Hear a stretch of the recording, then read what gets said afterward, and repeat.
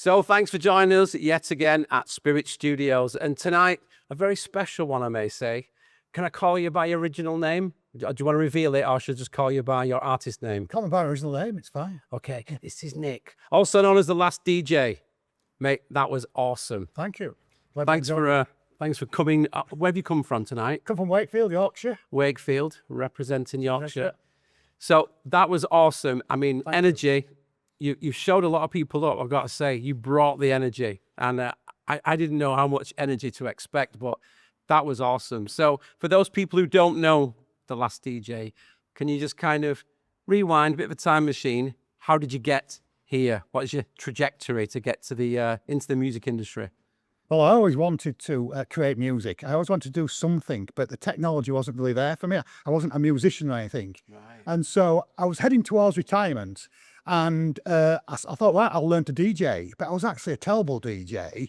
But I realised that I can actually break segments of tracks up, awesome. And make samples and actually make music. Nice. And I really enjoyed that. So my plan was, when I retired, I was going to show people how to make music, elder people, and create music on using synths or any software.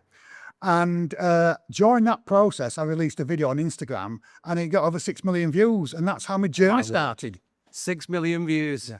We don't pray for that, yeah? That's amazing. So obviously it must have been good. It must have been good content then. Well, it was one of 12 tracks I'd actually created. And my friend said to me, you need to put some, music out there. And he said, you need to be in the video. I goes, oh no, he goes, be in the video. So he forced me to be in the video and I put it out there. And I was completely shocked and overwhelmed what happened, because my plan was to show people how to make music. And instead I ended up, now performing live. So it just went from 0 to, 100 very quickly. Well, very much so, very much so. So if you haven't seen, go and check Nick's Instagram page and YouTube. We'll put all the links below, so they'll find it. It's all good. So tell me a little bit. So are we safe to say that what you played tonight, if you've not watched it, go back and watch it. It was awesome. It was banging. Are we safe to say that was techno? And is that primarily your main genre that just resonates with you, because you seem to very much embody it? Yeah, I absolutely love techno. And I really sort of discovered techno in the 90s, being a traveling salesman. Right. And I just put as much high energy music on there. And then techno really broke, I think, from the 90s onwards. Yes. And the harder, the better, the bigger energy, because I was going out there selling car brake pads, which isn't very exciting. So I had to get myself, built up, wound. I had to get some energy. So I'd have a really banging track on there. Put some Chester or any, techno DJ out there that I could find. Yeah. I'd take tapes with me and CDs. Yeah. And people would question, what's that music in the car? And I'd say techno, and they'd say, what's techno? I said, well, I'll put you some on. But, high energy music, that was what amazing. I wanted. And you mentioned Jeff Mills before as well. Oh, absolutely. I just adore, Jeff Mills. And, what an absolute fantastic, DJ and musician. The Bells is one of his most famous tracks. I know that one. I know that one. And I was very lucky that he plays the Jazz Cafe in London. And I played at one of his venues in January. So that was just like a bucket list to play there. So let's get into how you make the music, because you're the artist that's come over from, where did you say you come from again? You come over from Wakefield. From Wakefield. Yeah, you come over from Yorkshire. Yeah.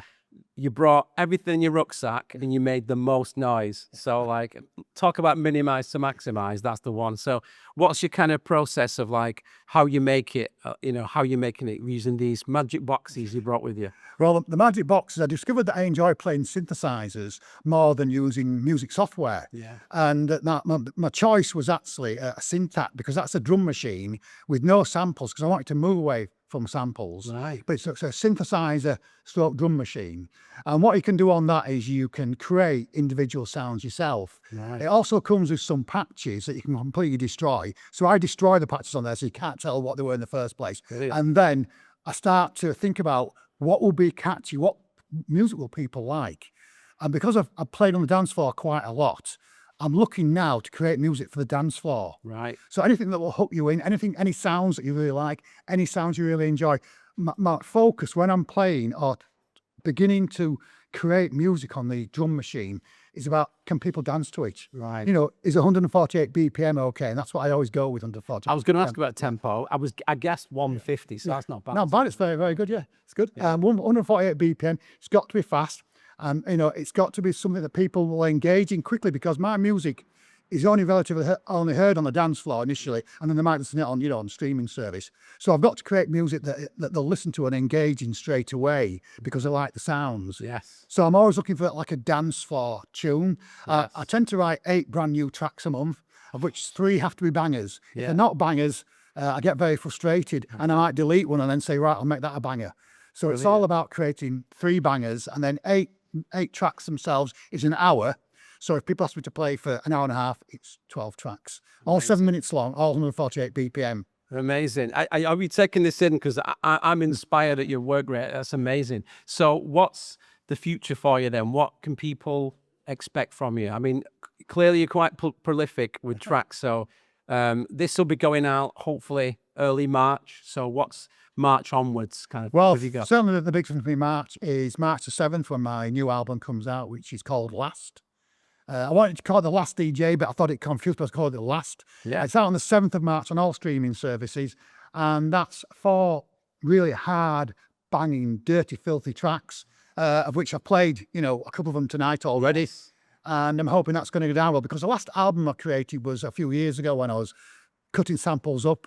And so it's great to have a new album out, and it's great to have music I'm sure people will enjoy. Oh, I'm certainly will. I'm definitely will. So what about live then? If people want to see that, but even bigger in real life, Well, have you got anything coming up, or is it? the next venue I've got is going to be the Not Silly Festival in Leicester.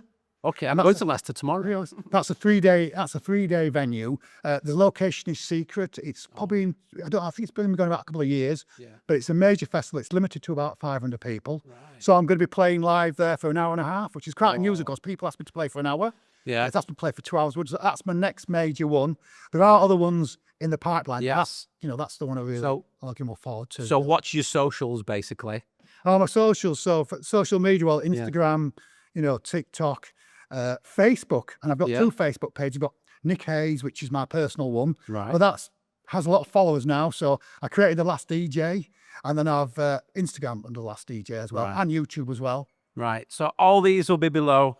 If you want to check Nick, aka The Last DJ, go and have a look, get involved.